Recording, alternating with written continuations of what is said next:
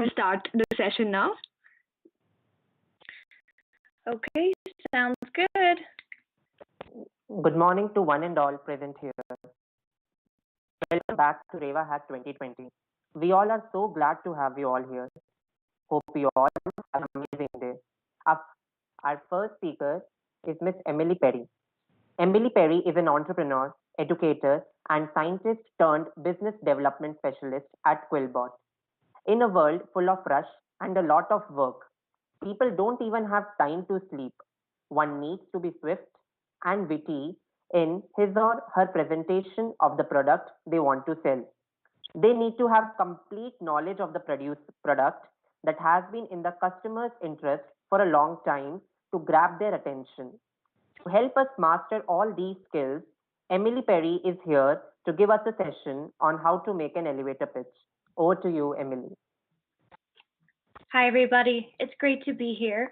I am really excited to tell you about elevator pitches today. So a little background on me. I know he already said Denver, Colorado, so it's actually evening here. But to kind of prepare for this talk, I myself am an entrepreneur. But I actually caught up with all of the co-founders of Quillbot. So if you're not familiar with Quillbot, we are an online AI-powered writing platform. We have a couple tools like Paraphraser and Summarizer that really help to make writing painless. And they also help English language learners make their thoughts by making them clear, compelling, and fluid. So for this, I got up with all three co-founders of Quillbot because the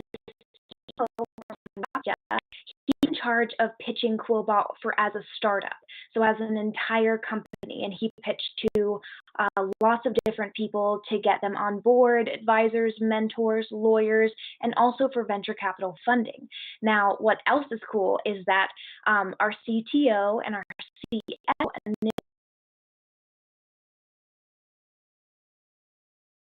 11 hackathons in a row, and so I caught up with them to get their take on what makes a regular elevator pitch really work for things like a hackathon.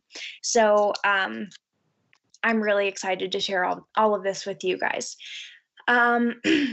So first, in case you've never done a hackathon or in case you've never had to pitch anything, let's talk about what an elevator pitch actually is. First, it's called an elevator pitch because it's very, very short. And the idea is that if you were to get into an elevator with somebody who either you wanted them to mentor you, to help introduce you for funding, or to help you with your project in general, then what you would have is somewhere between 30 seconds and a minute and a half while you rode the elevator with them, right?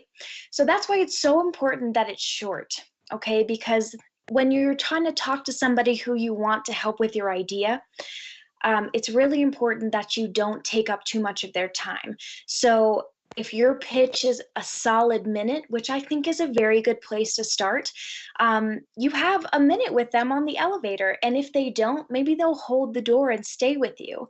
If you're at an event, and I know COVID, we haven't really had a lot of in-person events this year, but should you run into somebody on the street, or maybe when you're out running an errand or meeting with someone else, you want to be able to have this polished 1 minute talk that really encompasses everything that you're doing with your idea.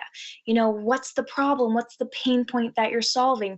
How are you solving it? Why are you the people to do it? Okay, because when you meet up with somebody and maybe you just say, can I walk with you?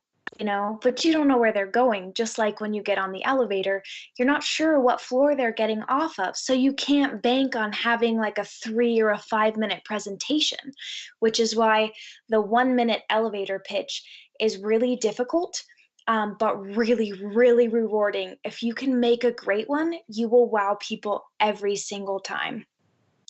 Another reason we want to keep it short, and like I said, in my opinion, around a minute is a really good time frame to shoot for, is that we tend to talk about the things that we love forever, and to us, we know the details, we know the in and the out, right? We know everything about it. So it's a little bit hard in the moment, if you get time with somebody, to sort of sort out all the best pieces. Right? So, an elevator pitch makes sure that you have that on lock, because when you're excited about an idea that you've made, or an app or a product that you're working on, you could probably talk about it for hours and hours. And for instance, I don't know if you can see this, but this is my dog. She's insanely cute.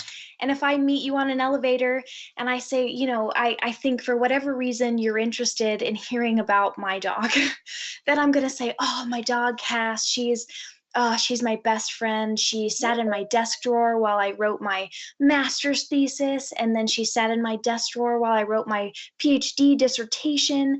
And she keeps me on task because I'm working, and then I'll take breaks, and regular breaks help my workflow.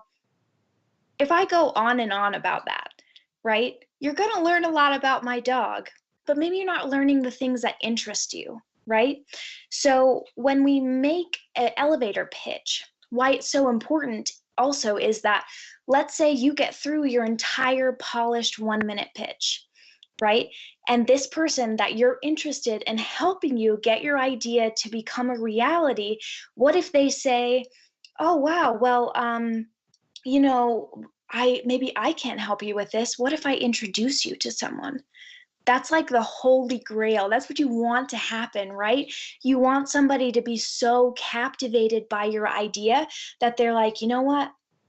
I'm going to introduce you to somebody. Here's my card, contact me, right? That's what you want. But if I just go on and on about my idea or my dog, I'm not giving you that option, right? We have this finite, short amount of time. And if I fill it up, just sort of like, there's this and there's this, and then my company solves this problem, A, you're not hitting the high points. And B, you're going to go too long because you don't have it polished. You don't have it very structured. You're going to go over time with them, and it's going to leave them sort of like, I don't want to be rude, but I need to go. And that leaves sort of a bad taste in their mouth. They obviously are on their way to a meeting or something, and you don't know what their schedule is. So if you keep them too long, it's in poor taste. It's not being respectful of their time. And again, I just want to reiterate that when we have a very polished elevator pitch, we are making sure that the things that we're saying are the right things, like the most important things to get across. And then when we keep it very short, if that person is on the elevator with us or walking farther to another part of the building and we have more time with them, then we let them ask us what they think is important, right? And it's going to be different for a variety of people. So if you're talking to an engineer that you think might be able to help you with a certain part of your idea, an advisor or a mentor who's had a previous company in the same industry, right? The questions that they ask you are going to be very valuable. Right? So you're missing out on this opportunity to connect with them further, to show them not only do you have a great idea, but you're also a great person to work with, right? So you can get that feedback and you can make those connections, but only if you allow time for it, right? So that's why an elevator pitch needs to be so short. It also needs to be accessible. And by that, I mean both relatable in terms of what the problem is, and also without a lot of jargon. So in 1 minute, you don't really have time to explain a lot of technical terms. So you want to keep those to a minimum, right? Obviously, sometimes when you're talking about solutions and certain things that have gone into how you did your solution, a little bit of jargon, maybe it won't hurt you, but ideally we don't want to have any in there. So just in case we're not sure what jargon is, that's that language that's very specific to your field.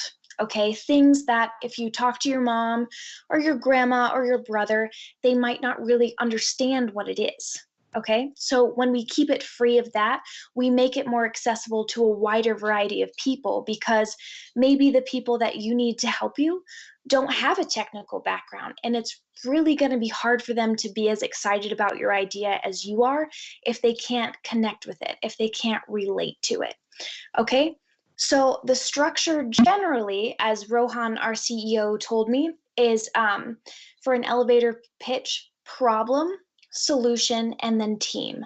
That's the general framework, right? So you have a minute. So devoting roughly 20 seconds to each of those things, maybe weighing a little bit heavier on the first two, right?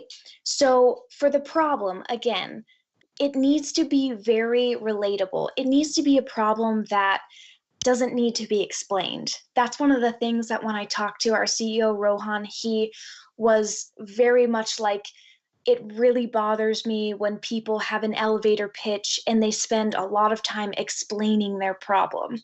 When you have to spend so much time explaining why it's a problem, then that's a signal to me that either you don't have the market that you think you have for it, or you haven't thought through your problem enough to really know how it's going to connect with the average person or with your target customer.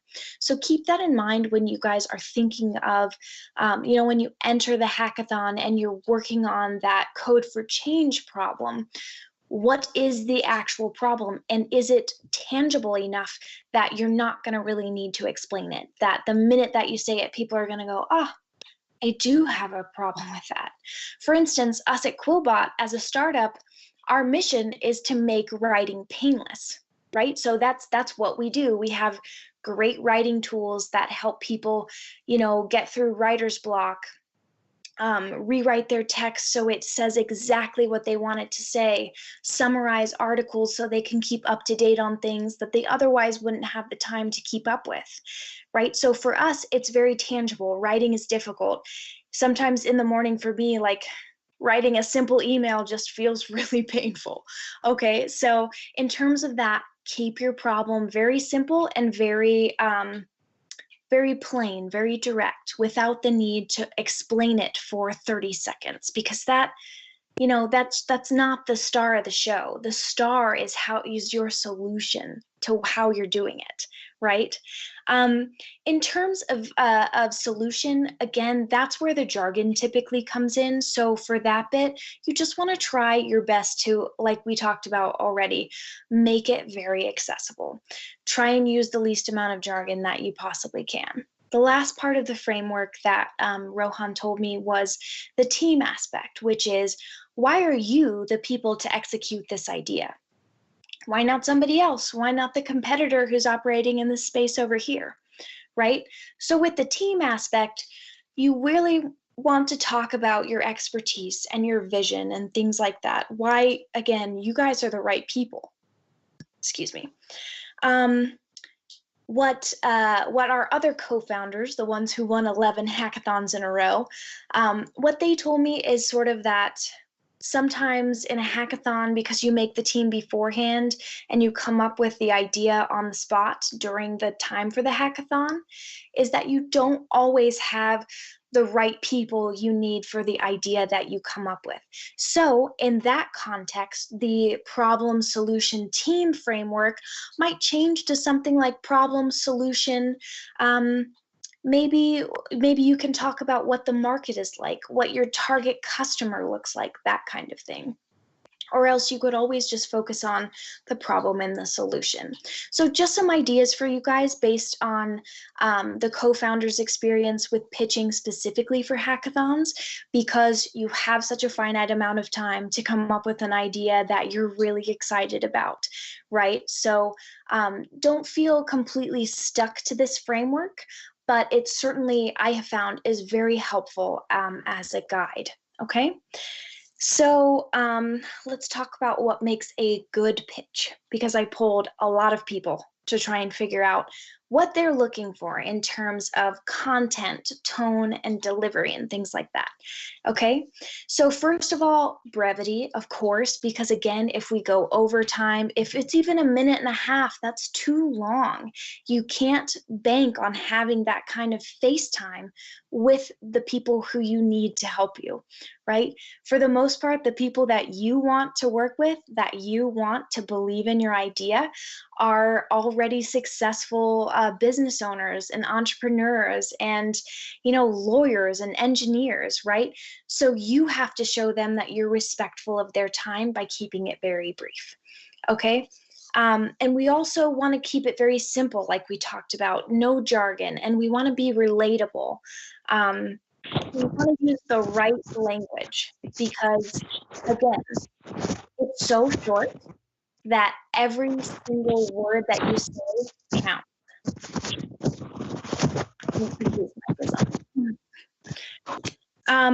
Okay, so again, we want to make sure that every single word that we say is not only exactly how it is in our heads, right? We need to articulate our idea really well.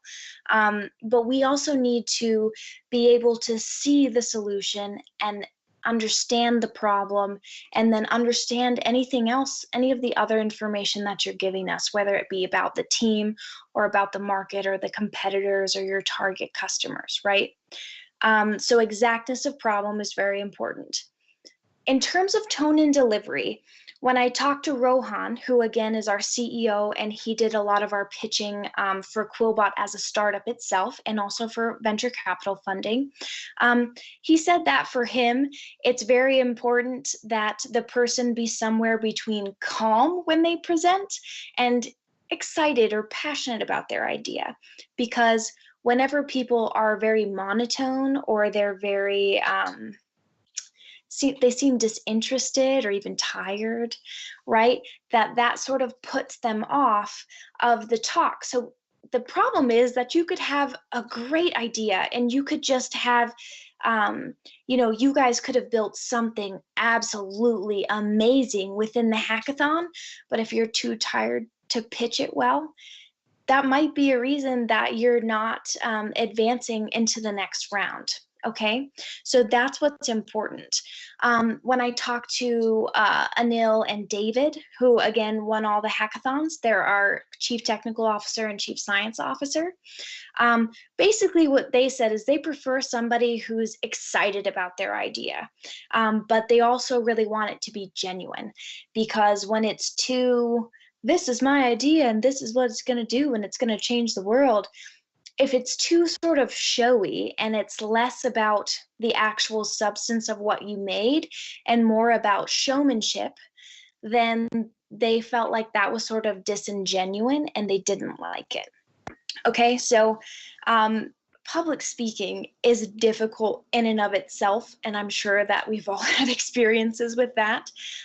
So in terms of how you can prepare to be your best, something that Anil told me was that they would always designate a pitch lead for a hackathon and then also a technical lead.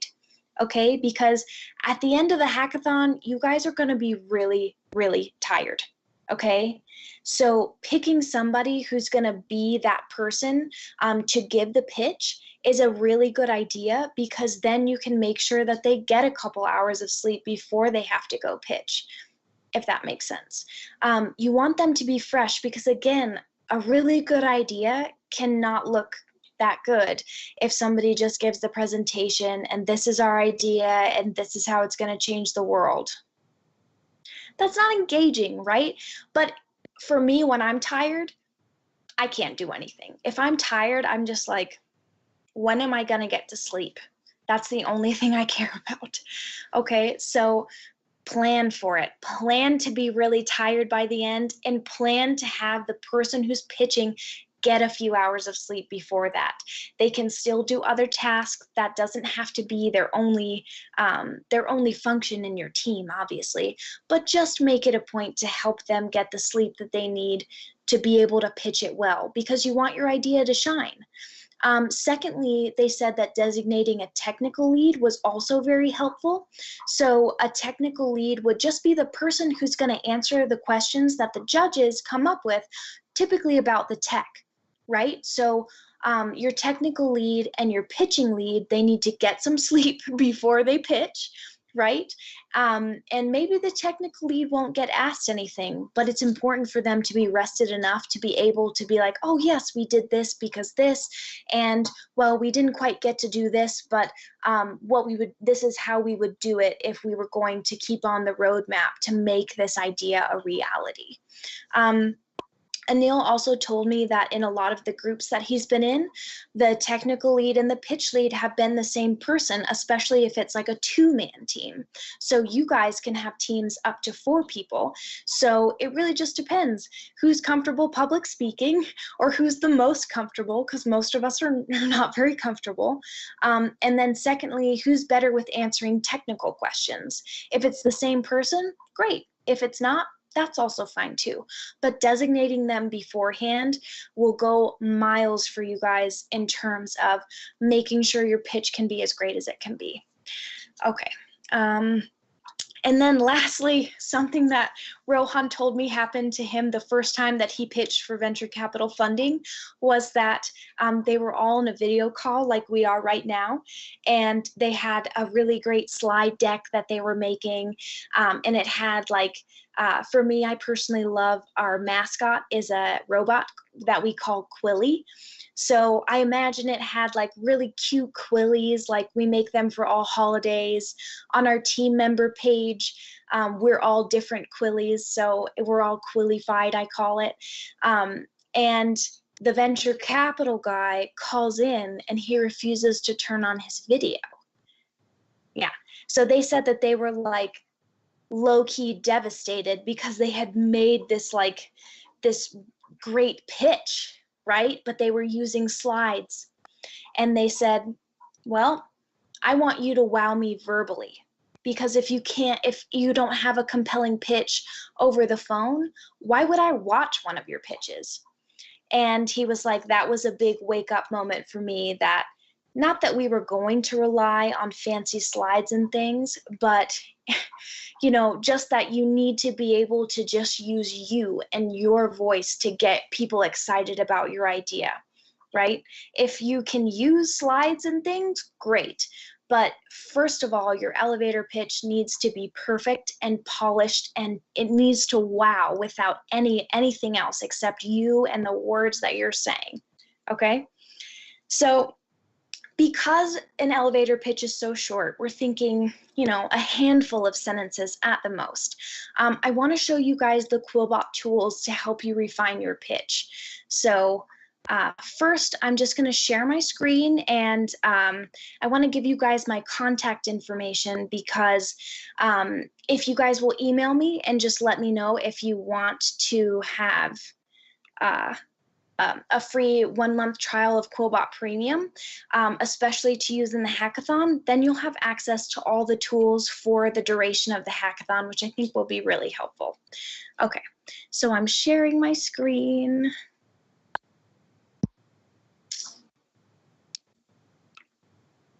Okay, can everybody see my screen okay? Yes, we can see you too. Okay, great. All right, so if you guys would just, if anybody, oh gosh, I'm sorry, this isn't presenting well. Here's my email address right down here, emily.perry@quillbot.com. If you'll just email me, let me know that you're doing the hackathon, and then I'll set you up with a free 1-month trial of it, so that you can use your all of the tools that we have available to help you with your pitch. So a little bit about us. I won't spend a lot of time here, but we have over 2 million users in over 152 countries, and some really cool statistics that came out of a recent survey that we did was that for over half of our users, we're saving them 75% of time when they're writing.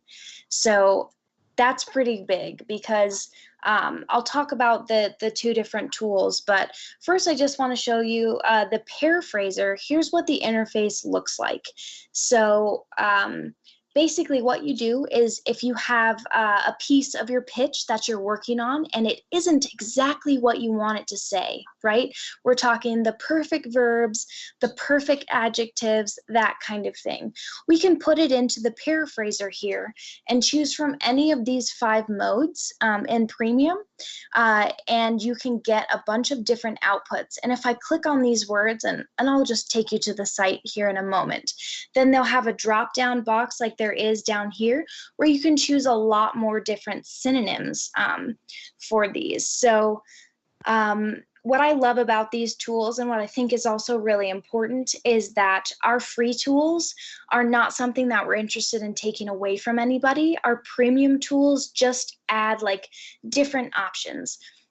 You can go to the Quillbot site right now and you don't even have to log in or create an account to use it. If you do create an account, you have a bigger character limit, and you also unlock standard, fluency, and creative mode. And then if you do premium, you have even more word counts, and then suggestive and concision mode.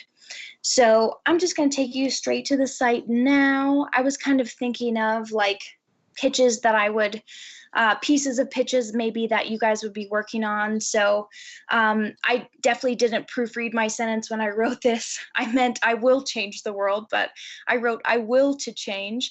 And what's nice about it is that when I rephrase it, it gives me, using my idea of democratizing education, I will change the world, right? So I'm on standard mode, which just aims to like give you some different options. Think about a paraphraser as like a whole sentence thesaurus. And what's nice about this is if English isn't the first language that you learned, then the paraphraser is also a great way to bolster your English language skills because you can see a lot of different words in context. So if I want to go to fluency, fluency improves some grammatical mistakes, and it also makes your language more fluid. That's the natural language processing part of these AI trained models. Creative gives you a lot of different options, but because it's trying to be creative, it's also the most likely to give you errors. Suggestive is just another mode that we can use to change the input, but it prioritizes change over keeping the meaning. And then concision is one that I use a lot, and one that may be particularly helpful for you guys in trying to make your every word in your talk count. So a new thing that we just came out with here is compare modes, which I love because yeah, I can go through and I can drop down, try to, okay, well, I'm trying to make a difference by using my proposal. I don't like proposal, my project to democratize education. But I can also look at all the options from all the different modes.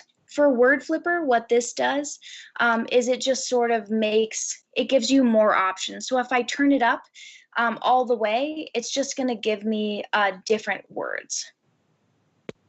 More options. So that's how you guys can use the paraphraser to really polish that language in your talk. If you get a handful of sentences, you want to make sure that every single sentence, every single word that you're saying matches your idea completely, that it communicates your idea seamlessly. The next tool is the summarizer, and basically what I did here is that I just went to, unfortunately you can't see it, but I just went to this NASA, which is our space agency, and I just copy pasted one of their articles, and this is the output that I got. So you can do key sentences, so the AI will scan through your input and pick out what it thinks are the key points. But paragraph I like better because it really synthesizes all of the information. And I can choose up here how long or how short I want this to be.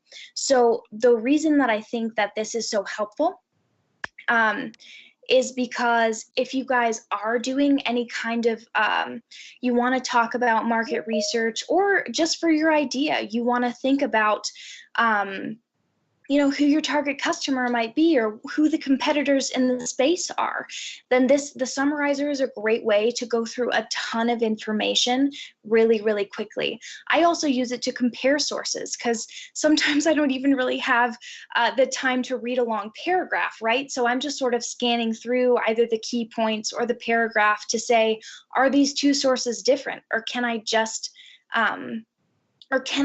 read one of them and be done? Okay, so if you guys do again want to have the free trial of Premium, that I would love to help you out with. And my email is again Emily, EMILY.Perry, PERRY @quillbot.com, and I can get that set up for you. If you guys do find the paraphraser and the summarizer especially helpful for your elevator pitches, I would love to hear about it. Shoot me an email. I know that these are amazing tools, and I love to hear how people are using them. Okay, so let's move on to how you hone your pitch, how you really polish it to make it shine. The first thing I want to talk about with this is just that you want to sit down with your team once you're at a place where you know what your idea is and you're just sort of doing the work to bring it to life. You want to sit down and talk about the elements that you want to have in your talk, because what happens sometimes is, your group will say, okay, Emily, well, I'm the pitch lead, or you're the pitch lead. You can go draft a pitch. But my idea of our group work and the group's idea of the group work can be different. Okay, so if I go off and I make the pitch, maybe I hone it, I get it down to 1 minute, and then I pitch it to my team, and they're like, oh, I kind of saw the problem as being more like this, or I kind of think that our solution should be described like this. And once you already have something that is around a minute and you're just ready to really lock it in, hearing your group members tell you that they don't think that it encompasses everything that they want it to really hurts. Okay, so what I would tell you guys to do is to sit down with your group and talk about the main points that you want to do, and then have your pitch lead go work on it by themselves. And then they can get that locked down for the group, and then practice, and the group members can give you feedback as you practice, which is really important. There are two kinds of people who pitch. Okay, there are the people who want to memorize every single sentence, and then there are the people who can use just bullet points to talk about each thing. Okay, so what I want to caution you is, again, this is a minute. So if you have 10 sentences, you have 6 seconds to get through each sentence, right? It's not a lot of time. So when you just write the whole thing out, A, it's not very long, and then B, you can just memorize it, right? But some people's minds don't work that way, and that's just a reality. There are a lot of people who want to make bullet points, and they want to just practice it over and over, and they want to find their footing with the language because they practiced it like 50 times. Right? So my recommendation is that you practice your pitch maybe 20 times. Right? If it's a minute long, that's only 20 minutes of your time, and it will be well worth it. Okay. So something that we run into whenever we're presenting because we're nervous is that we're going to talk really fast, and maybe we're going to mumble. Right? And I just want you guys to keep in mind the fact that you could have something really great. You could have like the best outcome of the whole hackathon, but if your pitch is bad, you're not going to shine as brightly. Your work that you did isn't going to shine as brightly, which is going to be a bummer, because maybe you built something amazing that really is going to change the world. Okay? So we want to make sure that you're speaking not too fast, because if I'm speaking really fast, can you actually understand anything that I'm talking about? And also, like, if this is your idea, but wait, what if you did this and blah, blah, blah? It's very hard to follow me when I'm talking so fast, right? So you want to make sure that you slow it down. You don't want to talk so slowly that you're not going to meet your minute time frame, but you do want to make sure that you're not mumbling and that you're not speeding through your talk because you're scared you're going to take too long. Okay, if you practice enough, you will hit your mark, I promise. If you find that you're mumbling or whoever your pitch lead is mumbling, then what you can do is you could have them put a marker or a pen or a pencil in their mouth and have them say their entire talk around the marker or the pencil that they have, and have them hold it between their teeth, because that'll force them to work harder at forming the words because there's a pencil in their mouth, right? And that'll make it to where you can understand it more. If they pitch it to you and they mumble, have them pitch it to you with a pencil in their mouth, and then I guarantee that when they pitch it to you without the pencil in their mouth, you will understand every single word. Okay? So I also want to talk about what happens when you pitch it to people you know versus people you don't know.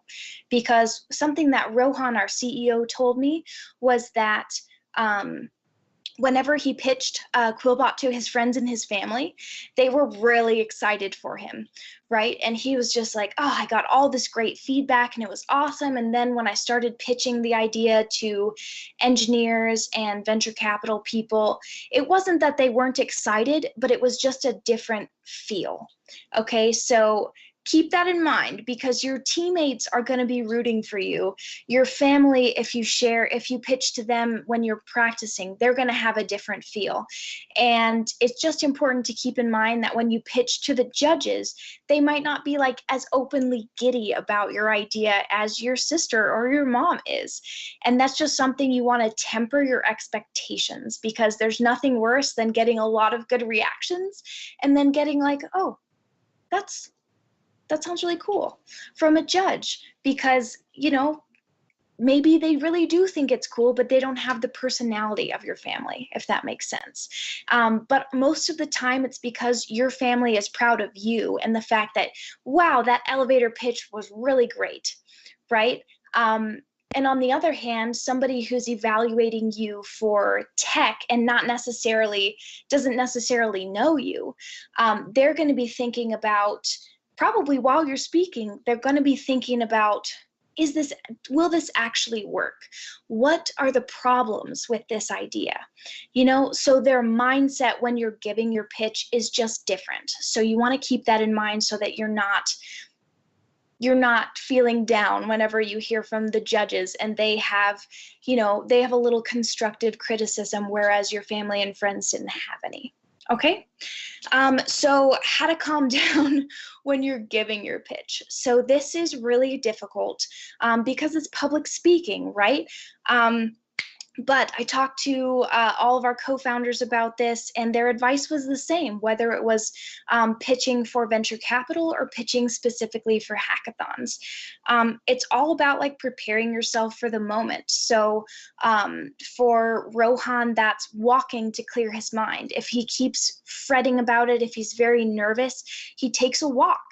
And that's how he gets ready for these really high stress moments that he has weekly, right? So he's walking to clear his mind. And then for Anil Jason, our CTO, he like meditates on it. Okay, and then once they feel sort of more calm and less nervous, they'll visualize. So visualization is what we do when we see ourselves in the moment and we're watching ourselves give the pitch to the judges. And what this does is it gives us a sense of control.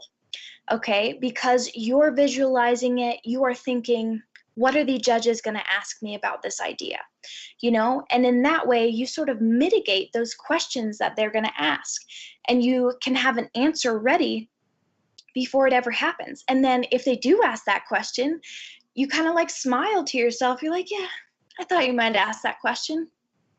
It's this. So it's all about giving yourself as much power in that moment as possible. And then in terms of not freezing up when you actually have to speak, Rohan has this really great idea that he just kind of thinks about it as, yeah, this is important. I would like to do well. But if it doesn't work out, this is only one of a ton of opportunities that are going to come my way, right? So he kind of he puts himself into this mindset that is like, this isn't the only good thing that's going to happen to me. This isn't the only opportunity I'll have to share this idea with people. So while I hope that it goes really well, if it doesn't, that's okay.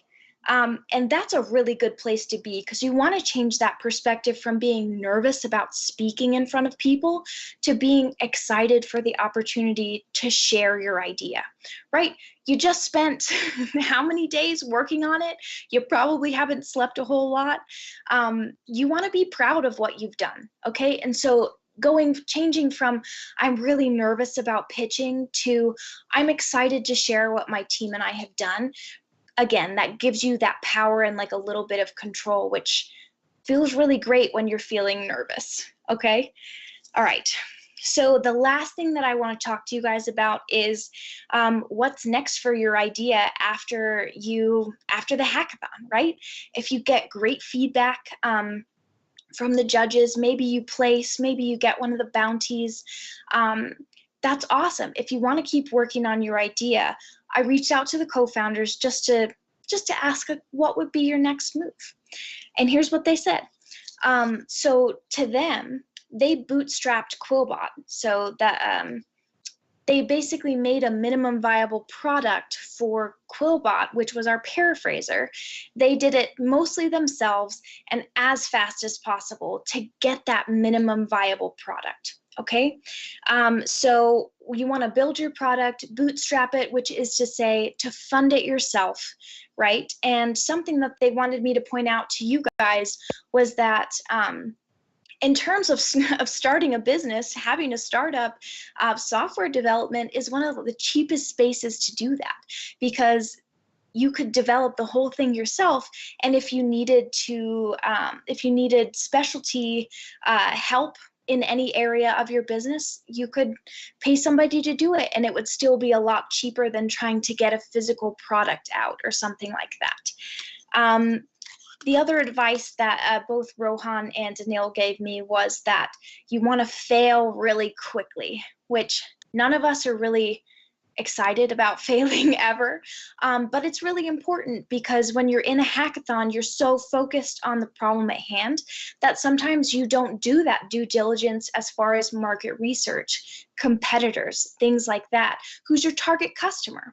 And if you don't know these things, and then you're still trying to build out this app or whatever it is that you're doing, you may kind of spend a lot of energy on things that aren't going to work out, right? So having those expectations, like we talked about with the different feedback from different people, managing your own expectations about how it's going to go is really important. So you need to be ready to do a lot of experiments, to do a lot of research, and to figure out what parts of your idea are the best and to move forward with those, to get a minimum viable product with those as soon as possible, okay?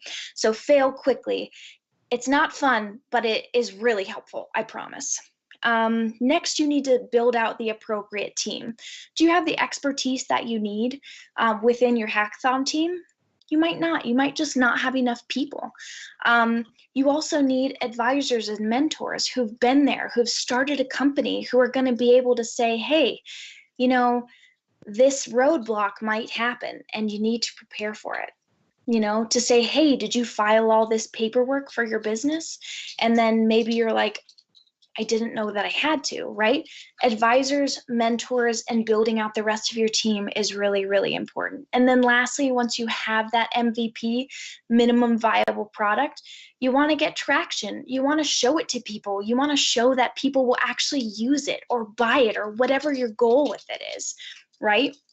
So you want to get traction. And then what comes after that, of course, is if you want to do an incubator or an accelerator, both of which are ways you basically apply for these programs, and it's more or less along the lines of an apprenticeship.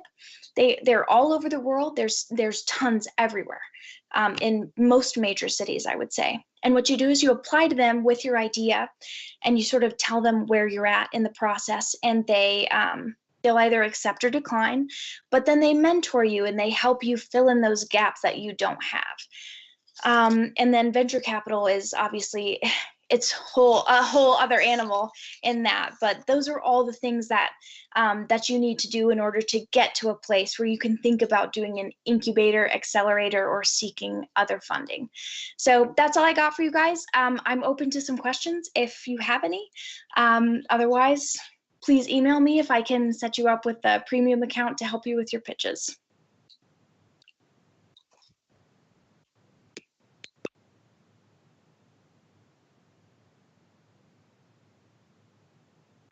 Hey guys, if you have any questions, please write it down in the chat box.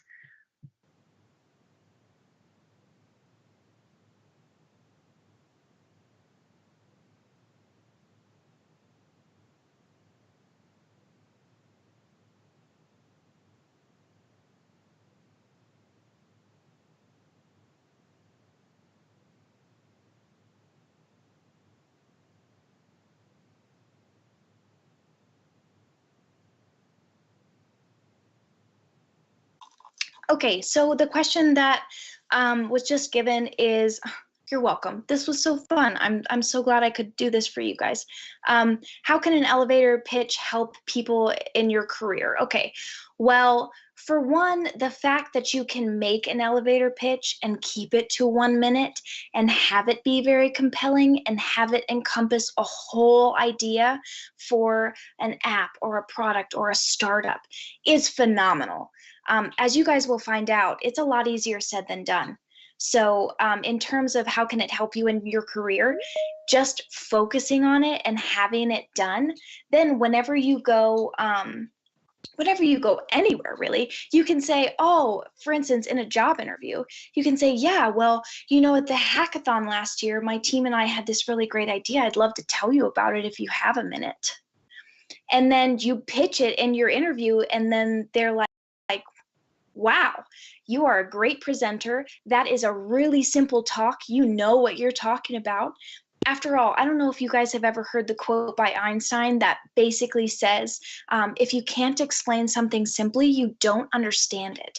So an elevator pitch shows people that you do understand, you can pitch it, and it's so polished because it has to be so short that it really is impressive for whatever you use it for. And then maybe you don't decide to work on your hackathon projects anymore after this, but now you know how to make an elevator pitch. So if I want to do something different at my job, I'll write a pitch about it, because it just makes everything so streamlined, and it's really hard for somebody to say no to you when you have a great pitch. Does that answer your question? Okay, all right, we got a couple more. How to not panic and stress while giving a presentation. So box breathing, I don't know if you guys have ever heard of that. It's where you breathe in for a count of 4, hold it, breathe out for a count of 4. I do this before I talk all the time, because otherwise I tend to panic talk really fast. So box breathing is great. In for 4, hold for 4, out for 4. Okay, you do that right before you talk and you'll feel a lot more even, right? And then switching to that mindset of, you know, this isn't my only opportunity. This is a great opportunity for me to show people what I worked on, and I'm grateful for this opportunity. But if it doesn't go well, I did the best that I could, and I'm happy with what my team has done. You have to be okay with it not going well, you know, because what is your other option? You don't have one. You can either agonize over it, you can be upset if it doesn't go well, but what does that do for you, right? Do your best, but know in your mind that this isn't the last time you'll get an opportunity to do this. And when you sort of level with yourself on that, everything sort of becomes less stressful and you're in control. That's the best advice that I can give on not panicking or stressing before and during your presentation. What if completely different domain, excuse me, than agriculture? Okay, I myself have had this problem. Sometimes the audience that you're presenting to doesn't have the background that you have, and that's why it's so important to be relatable and to not use jargon, not use those big fancy words that are in anybody's domain, right? If you use an acronym, they might have an acronym and it means something different. So you have to make sure that the language that you use is very simple and very direct so that it appeals to anybody, whether they're in the agriculture domain or the biology domain. You give them your pitch, and no matter their background, they understand the problem and they understand, at least on a basic level, how you're going to solve it. How do I master the ability to convince? Okay, well, so the ability to convince, that's basically persuasion, where persuasion is that I want you to do something. Did that one go away? Anyways, we want you to do something that either you didn't think of, or maybe you don't really want to do, or something like that. So to be convincing, I think all you really need to do is know the solution that you and your team came up with, and be just very plain about what worked and what didn't and what you have planned for it, because you might not get everything that you want to get done finished during the hackathon, because things happen. And in an online forum, it's a little bit less like what it is in a real-time hackathon, where you have booths and things and people you can go ask questions to, and that kind of thing. I hope that makes sense. You have less face time with people, so you need to really capitalize on the other things that you have going, okay? So I think, to sum that up, in order to be convincing, what you need to do is just know what you've built and what your end goal is, and then don't try to sugarcoat it if you didn't get everything done, because the judges will be able to look at your code and things, right? You're not going to fool them. So you may as well be upfront and say, well, this is where we are going with it in the future, right? I'm more apt to listen to somebody who's really excited about their idea. Maybe they didn't get as much done as they wanted to, but they showed what their product could do, or their application or whatever. They showed what it could do. And they came up with the idea in such a short span of time. It's still very impressive, okay? So just be confident in what you're bringing, okay? And be genuine and be excited about your idea. How much of an impact do you think improvisation has when it comes to pitching in front of somebody? The reason that I don't like improvisation for a pitch like a hackathon or an elevator pitch in general is that you'll tend to go too long. And like we were talking about at the beginning of the talk, if you run into me and you're like, hey, Emily, I think you'd really love this idea that I have. Can I pitch it to you? And I have a meeting in 3 minutes. I might be like, walk with me. I might say, I'm jumping on this elevator. Do you want to come? But if I have to go 2 floors, you have less than a minute, right? So you're trying to talk to me, I'm trying to get ready for my meeting. So if you just improvise, you're gonna go too long. Whereas if you have a memorized 1-minute pitch, again, a handful of sentences, it's not a lot to memorize. But if it's polished and everything, if we do have an extra minute on the elevator, maybe I can be like, the part of your idea about this is really interesting to me. Here's my card, email me, right? But if you just keep going on and on and on because I'm still in the elevator, and you're just improvising, right? You're not leaving me any time to say, I think that part's really interesting. Tell me more about that, right? So that's why improvisation, not the greatest. A pre-planned speech, it is what it is. You can still be excited about it, even if you memorized it, right? What's more important, having a great business mind or great tech mind at pitching? I don't think that matters at all. I think it's about who in your group is the most comfortable with talking in front of people.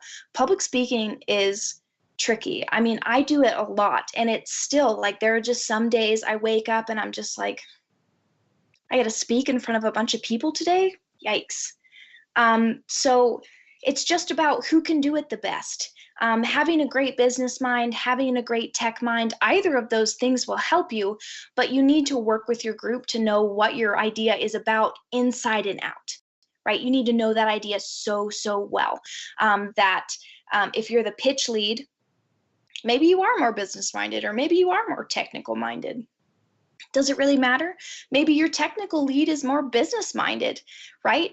It doesn't truly matter if your technical lead is the one that's doing most of the coding, or at least like helping you build out that roadmap to how you guys are going to finish your idea. They should be the one answering the technical questions from the judges. If you have somebody who maybe has less technical knowledge, but they are a good speaker, that's a great person to put as the pitch lead, right? What you don't want is somebody who doesn't want to do it, because if they don't want to do it, they're not going to do a good job, right? So that's my best advice for that one. Doesn't truly matter what kind of mind you have, right? As long as you have the desire to communicate your idea.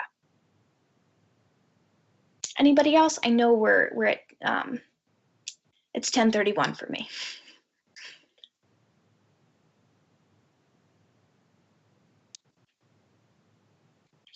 Deeksha? I think we'll just wait for a minute and check if there are more questions, and then we can wind up the session. Yeah.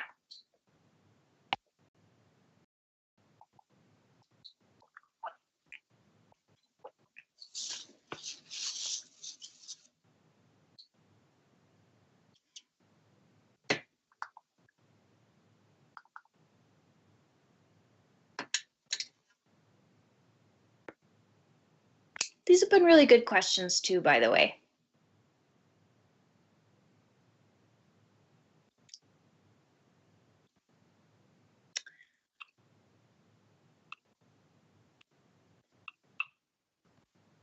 I'm actually just going to go ahead and share my screen just to give you guys the chance to grab my email address one more time. Emily, we have another question. Oh, sure. I will go back and look at it. Oop. Am I still screen sharing? No, I'm not. There we go. All right. How do I find like-minded people? Ooh, this is interesting because Anil and Dave, who are our two co-founders who won 11 hackathons in a row, Anil talked to me a lot about basically you can find the most ambitious people at hackathons. And his experience was only in person. So unfortunately, I don't know how this is going to translate to a virtual hackathon. But he said it was typically very easy to find those people because they were the ones really trying to push the envelope to do something like really spectacular, really different. They didn't just hear about some team's idea and decide to also work on that same problem. They were really going for it with creative solutions. For him, he said he would always try to win like 2 bounties or like place, get first or second place and then also a bounty or like a specific prize from a company using the same idea. So how could he make whatever the prompt was for the hackathon work to win multiple things, which I thought was really cool. He also said that, at least in his experience doing hackathons in the US, that a lot of employers actually look to hackathons to find those really creative, innovative developers, who are trying to push the envelope, who are trying to do really big ideas, and in the space of a hackathon make something really great. And so when you're trying to find people who are like-minded, if you're very ambitious, if you're down to try really, really big ideas, you're going to be able to find those people at the hackathon. Because also what Anil told me is that a lot of times groups will sort of absorb one another, right? We're working on this problem. Oh, we're running into this problem. Well, my group is working on a similar problem, but we've solved that. We're two-person teams. Why don't we join our team? And then I have this part of it worked out. You have that part of it worked out, and we can just move on, right? So finding those like-minded people, first, it's about knowing what you're looking for. Are you looking for really ambitious people to make a startup with? Or are you just looking to join a team who has an extra spot because you're interested in their idea and the idea that you had isn't panning out? Okay.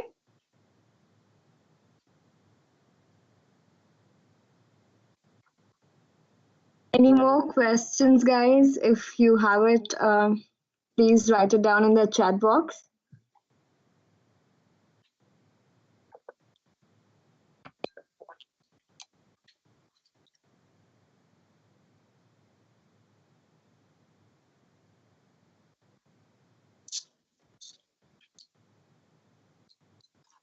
Maybe you could share your screen, so that they can note down your email ID.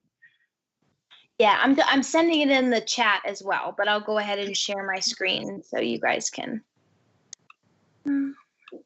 Sharing tray.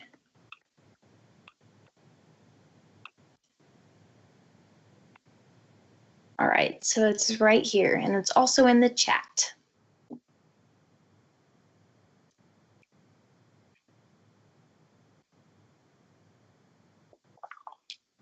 Oh, and this is our mascot, Quilly. Quilly the robot that I was talking about. He's very cute.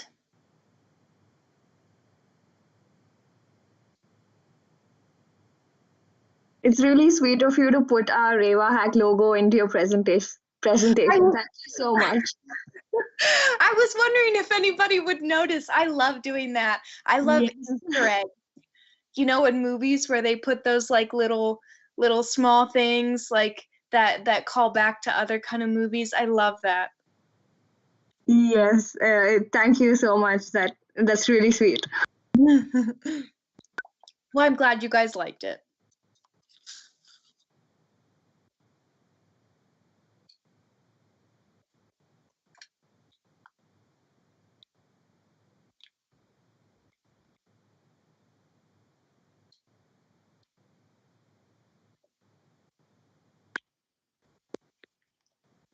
I don't think we have any questions anymore. So I think we'll wind up the session. Okay, awesome. Thank you, Emily. It was great. It was a great session. We learned a lot. I'm sure all the participants, it was really helpful for them. It'll help them in putting forward the elevator pitch. Thank you so much.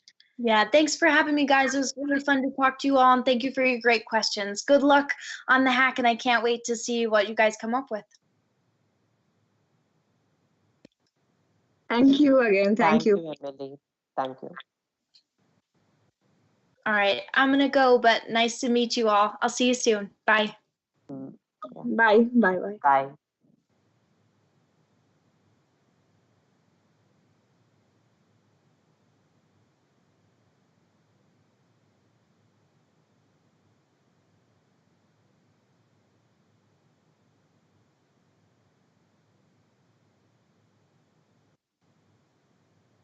So guys, we'll have a short break now before we resume our events. Our next event is at 12 p.m. So hope to see you all then.